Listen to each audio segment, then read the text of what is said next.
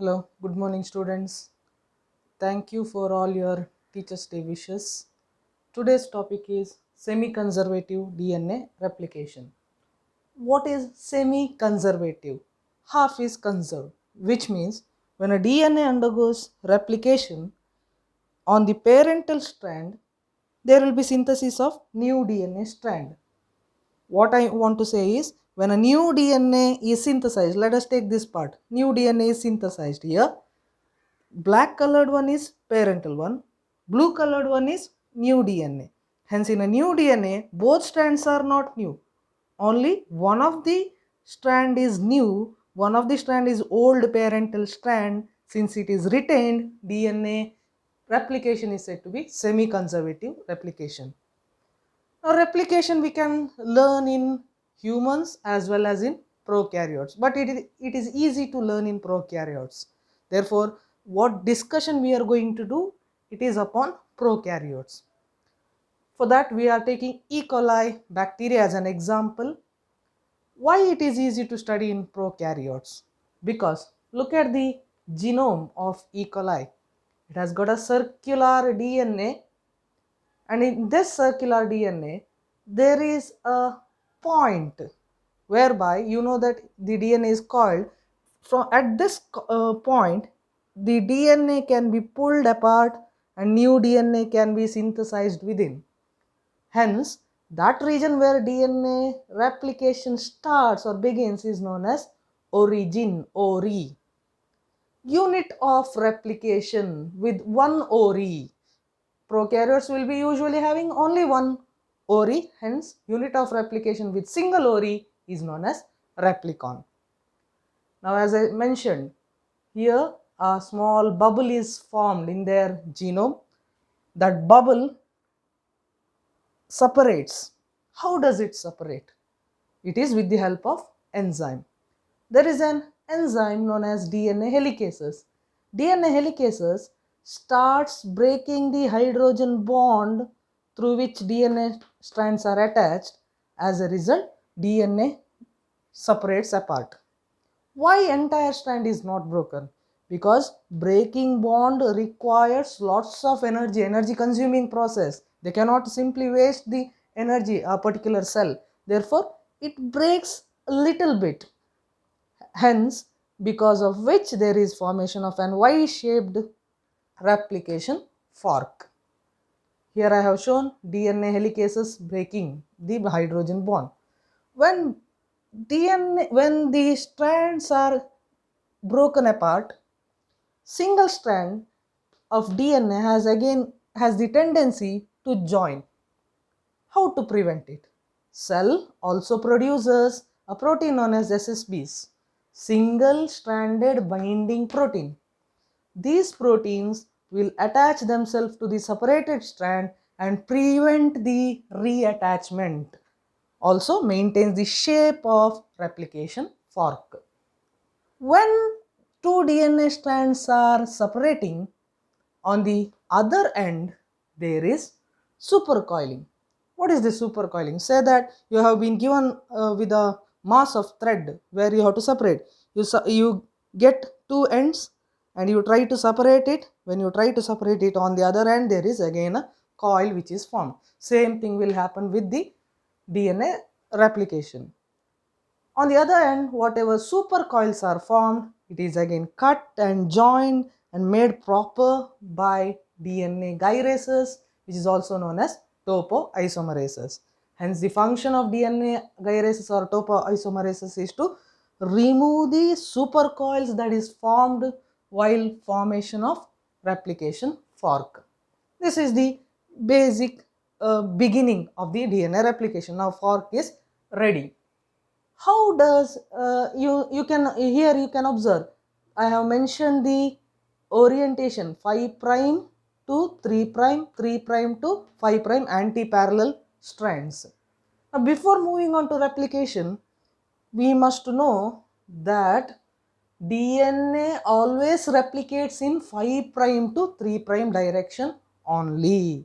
What it means, when the new DNA is forming, that new DNA can go or it can replicate only in 5 prime to 3 prime direction, not in 3 prime to 5 prime direction. Very important point. Why?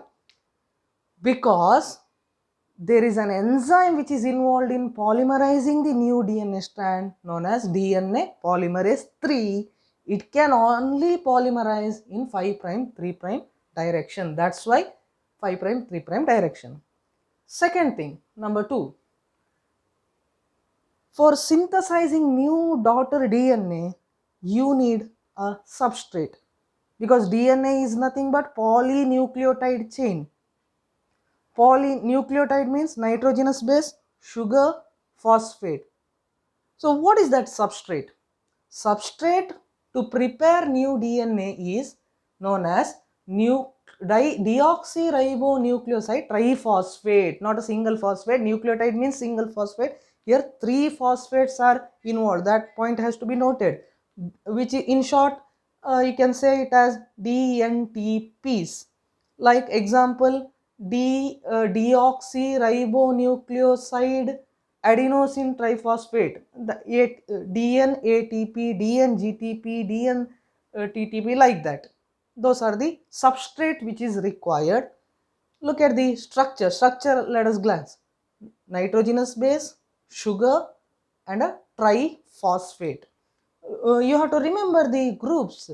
First thing which is important for us is in the sugar, deoxyribo sugar, third carbon has got OH group attached, and the fifth carbon of sugar has got 3 phosphates which is being attached. Therefore, what I want to say is this DNTP is the substrate for the new DNA strand. Also remember that when the replication fork is formed, here you will find exposed single stranded bases. It is like a glue. If complementary base comes, it can attach. Okay, this is the thing. Next, look at the double strands of DNA. I have drawn one DNA strand, anti-parallel strands you can observe. This is my template strand. Okay, template strand is being shown. Nitrogenous base, sugar, and phosphate.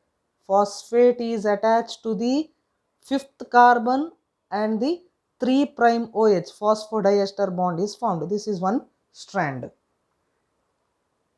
This is the parental strand. I will come back to it. Now, with all these are ready, third thing that is required for the replication is RNA primase. RNA primase prepares an RNA primer. What is an primer? Primer means an oligonucleotide. What is oligonucleotide? A short segment of RNA. You know the difference between DNA and RNA. The RNA doesn't have T. T is replaced by U. Hence, oligonucleotide means around 13 to 25 base long, a short segment of RNA that is synthesized. Why RNA primer is required? Look at the replication fork now.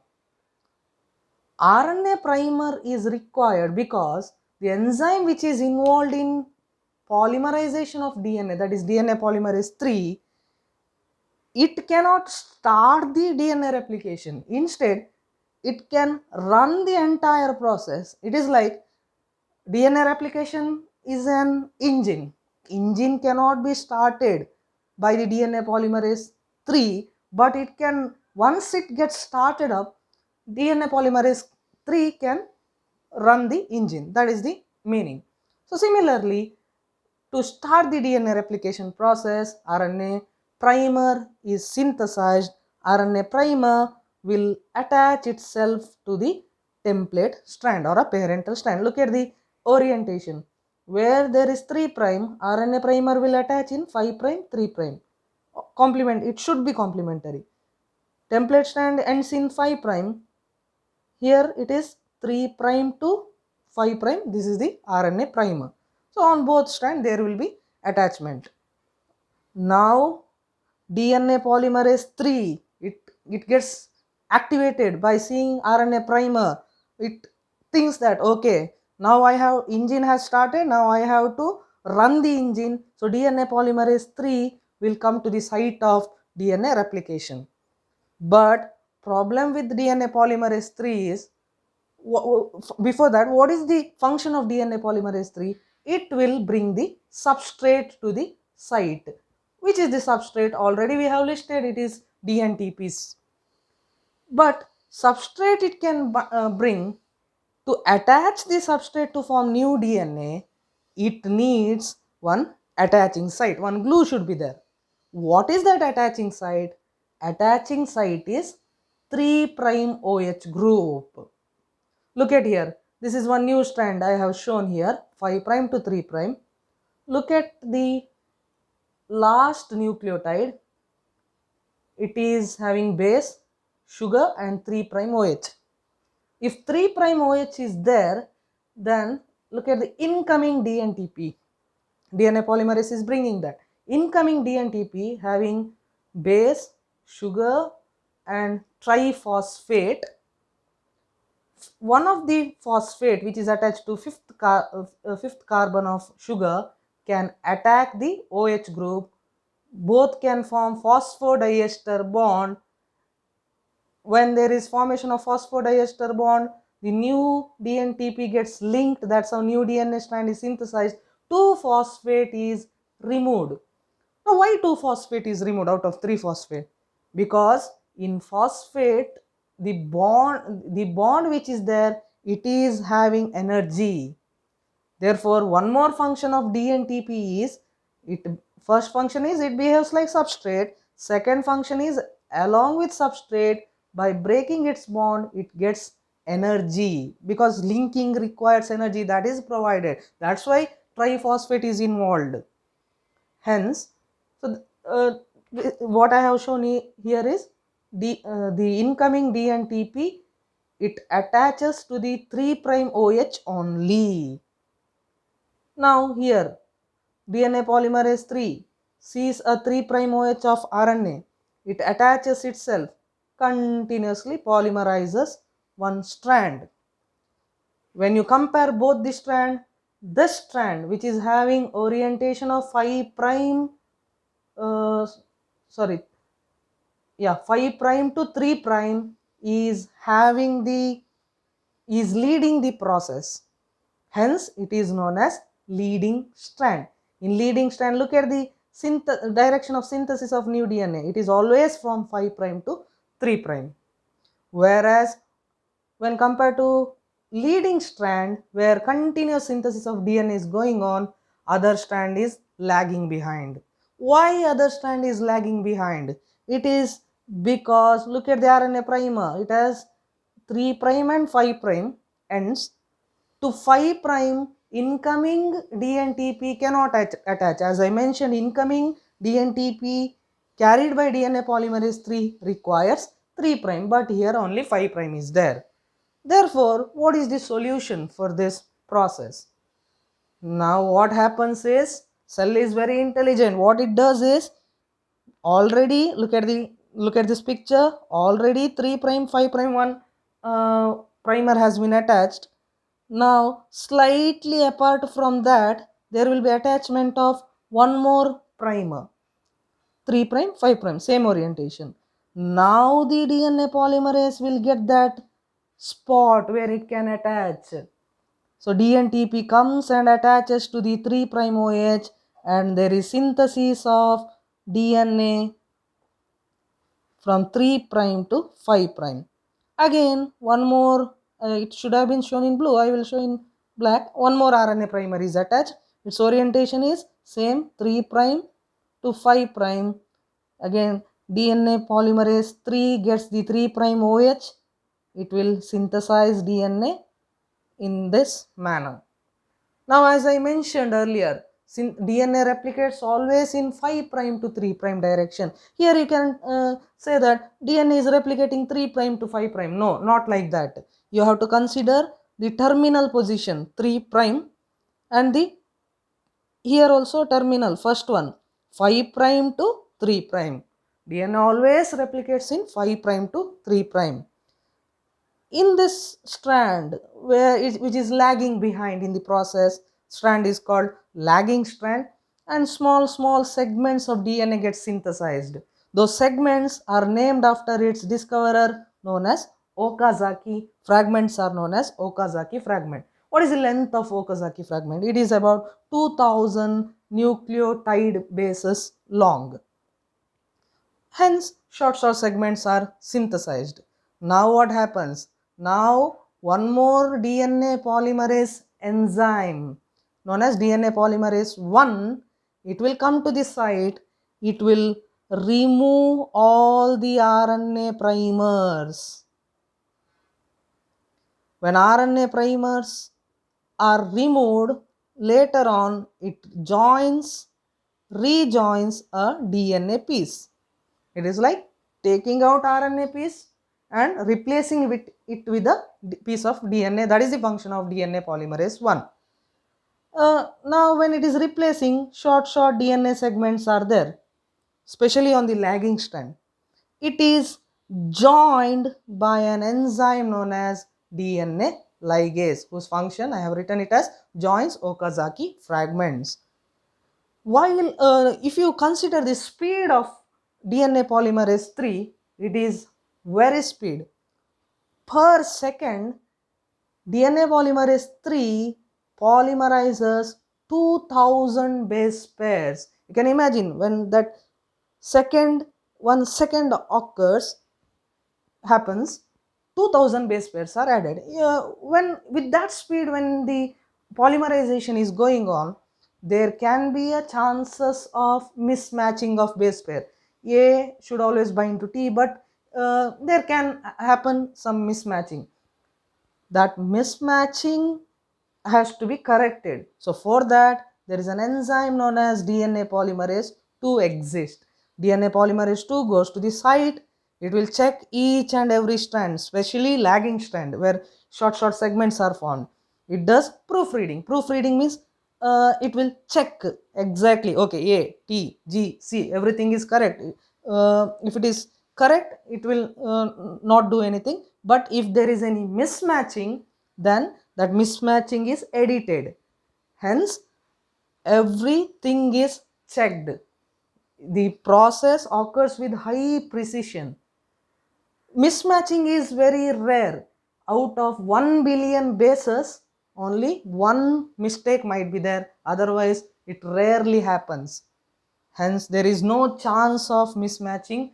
If there is mismatching, you know there is going to be mutation. That will never happen.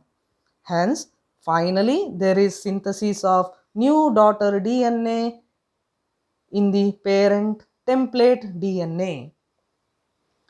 That is why it is called semi-conservative DNA replication. Look at here, on the parental DNA, blue colored new DNA got formed. This is about DNA replication. Thank you. Please like, share and comment.